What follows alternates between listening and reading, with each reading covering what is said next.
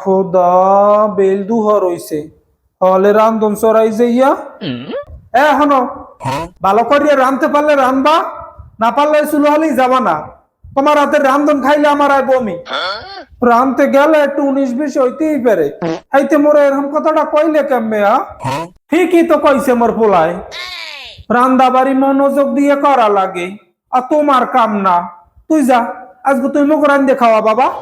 আরে মুই রান্ধতে জানি, জাল কামে ধরা হেই তো জানি না। আচ্ছা জানো না যখন বল লাগে এত চোট দেখাও কা। रोम रोम भाइयों ওই কথায় আছে না, বলে আনারস কয় কাঁঠাল ভাই, তুমি বড় খসখসে।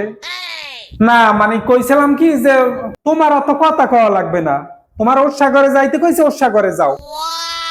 আর বউ লাও মোরা ঘরের মধ্যে লাও, মোর মাথা কোনো হুনান্য দেবা আনে। আরে মুই পারবো না রান্না বাড়ি করতে।